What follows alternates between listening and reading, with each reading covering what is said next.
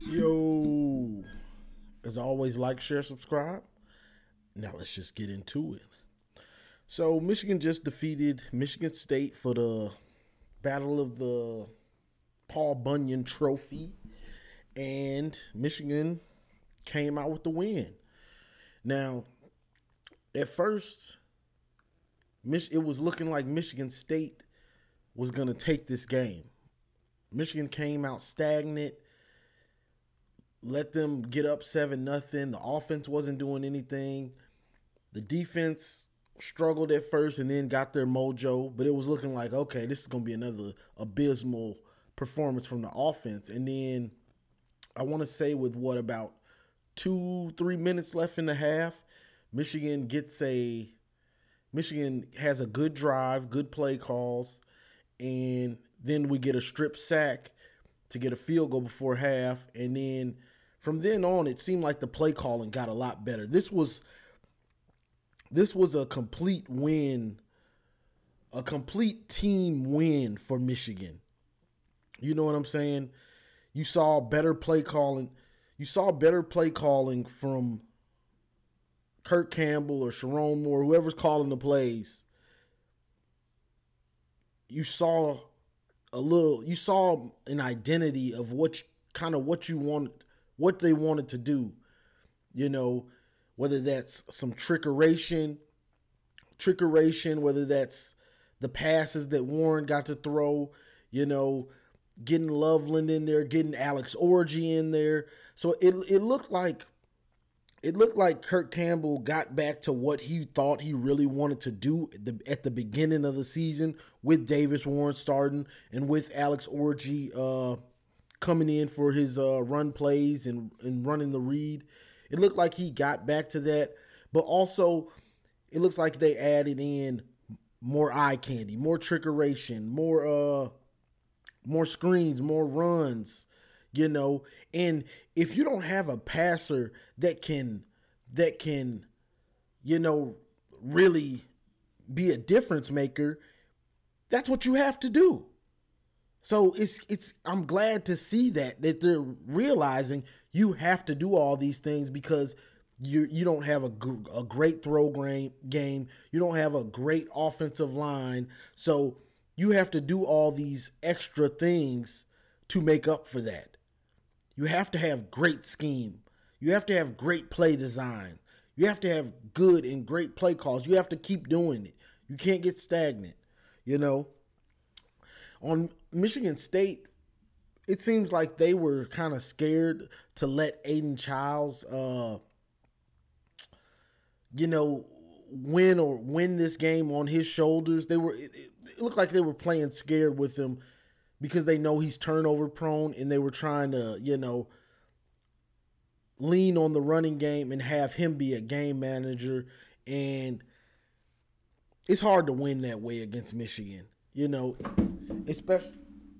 especially with the play calling being better and having a better passer, because Warren's probably the best passer that we know, that we've seen. And, you know, Jack Tuttle didn't play at all. So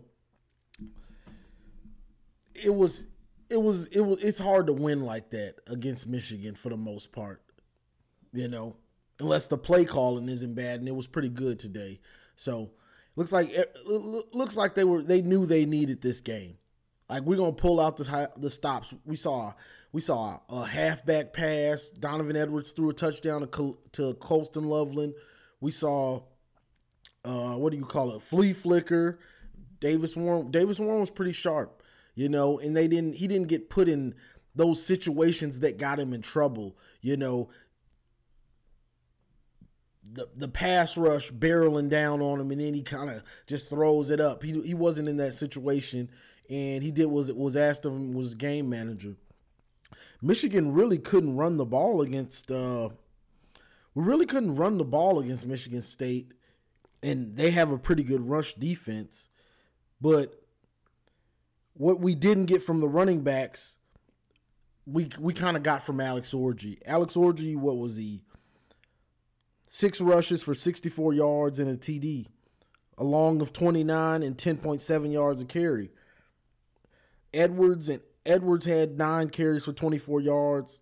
Mullins 13 carries, 18 yards. So without Alex Orji's legs, this one, who knows how this one would have went. He came in very clutch for us today.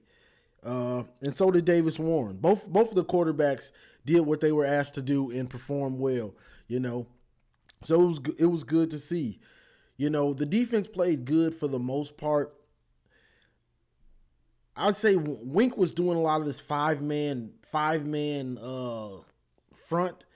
I don't care for that, you know, putting all those guys on the line. I'd rather have a 4-man front and have 2 linebackers and have my linebackers read and react, you know. But also, Carter? Carter was giving me. Carter is Michigan State's running back, and he was giving me shades of Kenneth Walker with some of the moves he was doing, spinning and making guys miss, and you know, just refusing to go down. He had 19 carries for 118 and 6.2 yards a carry. Michigan State outrushed Michigan in this game, 163 to 119. But when they went stagnant, when they got stagnant and Wink got his feel for the game, they got kind of behind and they just couldn't catch up with Aiden Childs, you know, and they almost got back in this game because we got a little stagnant on offense with the running up the middle because they weren't giving our running backs anything really. So when Kirk Campbell did get a little vanilla or stagnant, you know, Michigan State was getting the ball back, and they got in the red zone down. They were down 14, and Wink, for whatever reason, on a 3rd and 12, these 3rds and longs in the red zone, he just has to blitz. He blitzes 5. I can't think of the corner's name. It's slipping my mind. The one from UNLV, his name is slipping my mind. Number 12. Nick Marsh is on him. He runs like a skinny post or something like that, or a dig. I'm not sure which the right route was, but he beats him to the middle of the field, and then our corner over pursues. He cuts back and scores the touchdown. But it's just like, Wink, why do you have to go to this blitz, bro? You've called a pretty good game. There's really no need for you to be going to this blitz. Like, bro, it's 3rd and 12. Sit back and play coverage. Your front 4 is good enough to get pressure with just rushing 4. He just has to do the blitz, you know. And Michigan State got the ball back and drove down, and I thought he was gonna do it again. But he decided to play coverage, which was smart. It's pretty simple. Just get out your own way, Wink. It's pretty simple, you know. So he goes, we play coverage, ball game basically, you know. So Wink just has to get out of his own way. He's just so stubborn with that blitzing on 3rd and long. It's like he can't help himself, especially in the red zone. He just can't help himself. But this was a good win for Michigan to find their identity, what you want to do, and stick to it. You know, whether you're going to use Orji, Mullins, or Edwards, you know, you got to run the ball. You got to run the ball and come with variations of the run game. That's the name of the game for us, regardless of how you do it. You know what I'm saying? That's just what you have to do. That's the offense, you know. But Kirk Campbell called a pretty good game. You know, I call people out when I don't think they're doing their job, and when they are, and I think they do a good job, I'm gonna say it. You know, I don't have a problem with people. I just want them to do their job well. And I'm going to call them out when it's good or bad, you know? So you did pretty good, Kirk. You get stagnant. When we get that lead, boy, you be getting stagnant, but you did pretty good today, you know, especially with especially using both quarterbacks. You know what I'm saying?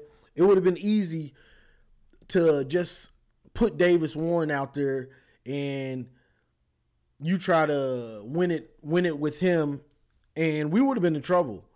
Because if Alex Orji doesn't play in this game, if he decided to not play Orji, we probably lose because the run game was giving us nothing. Michigan State's run game was giving us nothing. But some of the play design calls with Orji in the run game created some big plays and got some crucial first downs, when we really needed them. So that was a good job on them, And because this first half of this game, the first quarter, pretty much the first half until the last 2-3 minutes, it felt like Michigan State was going to slowly give us a controlled butt whooping, honestly. And then when we got that first touchdown and Josiah Stewart got that strip sack, it just flipped all the momentum. Shout out to Josiah Stewart. He gonna make him some money. He's hungry, and that's what you have to be. You want to, play well and make some money for yourself. And he gonna make him some money because he's looking the part, and he's a stud. That's one dude that you can say has taken the next step this year. But he's not the only one. Jair Hill played pretty well today. You know what I'm saying? Almost had him a pick six like Trouble would have got. Like Trouble got last year, Will Johnson against Ohio State. Only difference is Jair Hill hesitated a second. He knew he was right, but he still wasn't quite sure. And that slight hesitation kept him from getting a pick six. He jumped it, but he didn't jump it well enough. You know what I'm saying? Nick Marsh, I believe, was still able to make a play, so he couldn't pick it. If he doesn't hesitate and just trust himself, that's an easy pick six for him. You just got to trust yourself on that stuff. Trust what you're seeing, trust your homework, trust your film study, and make the play. You know what I'm saying? But that's good to see that he's picking it up. So that's good to see out of him. Zeke Berry, he's still struggling a little bit, but he's fighting through it. He regressed for a few weeks, but he's trying to fight through it. First time starter, it can happen, especially when you're running Wink's defense and it's so confusing and he's trying to do too much. You know what I'm saying? Barham, shout out to Barham. Barham's starting to play well, and getting ready for Oregon and then Ohio State and Indiana and Ohio State. We need him to play well, and he's starting to play well. I'm glad to see it, Like I said before, these guys that transfer in, regardless, I always want them to do well. You know what I'm saying? And I think Barham is a good player, and he's just trying to understand the scheme and what Wink and the coaches are trying to have him do, and it's starting to finally click for him. So I'm glad to see that. Hausman played pretty well. Besides those wide receiver screens, tight end screens, they fell for tight end screens all game. Like, it was crazy. Like, bro. Aiden Childs? 17 to 23 for 189. A lot of that was on screens, if you can believe it or not. You know what I'm saying? But Michigan State really didn't trust him too much. They were trying to make him a game manager. Obviously, we're both not that good, so they knew they can't, just the same way we can't afford turnovers, they can't afford them either. So they tried to, especially going against Michigan's defense. Michigan still has a pretty good defense, so they kind of knew that they couldn't afford the turnovers. And if you really look at it, that strip sack might have been the difference of the game, kind of. You get what I'm saying? So that's it with that. Offensively, looked like Gentry got hurt. I'm not sure if he came back. I couldn't see or not. But the offensive line, as far as pass blocking, played pretty well. Pass blocking, they played pretty well. The run blocking wasn't that good until Orgy came, unless Orgy was in there doing the running it with the read, you know. But that was good, you know. Usual suspects on offense, you know. Loveland, of course. Ooh, leading receiver. Let's see real quick. Leading receiver Loveland, no surprise there. Then Tyler Morris, you know. But the big thing that I liked about this game was you have to, when you know you're not going to get a great game out of your quarterback, be a real difference maker, you have to do a lot of eye candy. And I've been preaching this all year. So this isn't nothing new. I saw this a long time ago. You need the eye candy. You need the trickeration. You need different ways to run the ball. You know, you have to do these things because the margin for error without having that quarterback that can put the team on his back, you have to do all these things to give yourself a chance. This isn't so every week you need to be going deep in that playbook and finding different ways to get your playmakers the ball and have great play design, and also different ways to get your running backs and have extensions of the run game. These are things that you have to do every week. Yeah, it sucks and it's not conventional, but this is what you have to do to win with this team. You know what I'm saying? That's what you have to do. And if you do it and Michigan starts to look good and people can see that, okay, this guy is coaching. This guy is coaching. We can see it. You're going to get the dividends. So don't be lazy about it. Do what you have to do to win the game. Don't be lazy and just call plays how you want to call them. Nope, you have to put the work in and understand what this team is, and then you'll get the benefit of that. You know what I'm saying? Just like today, Jake Butt praising Kirk Campbell for a lot of the game because he was calling a good game. And if I'm going to be real, he called a pretty good game last week, but Tuttle just couldn't execute it. So there you go. Keep it going. Keep it going. Show some promise, and maybe I'll stop saying you need to be fired every week and everybody else, because I'm not alone in that. But this was a good team win. This was a team win. It was nice to see Davis is out there.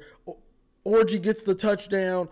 They're excited like they're brothers, you know. So that's good to see. You know what I'm saying? You're splitting reps. You both been benched at a time.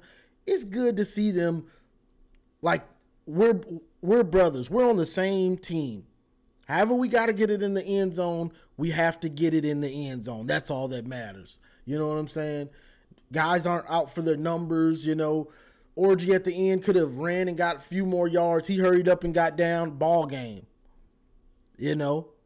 No need to try to do anything extra.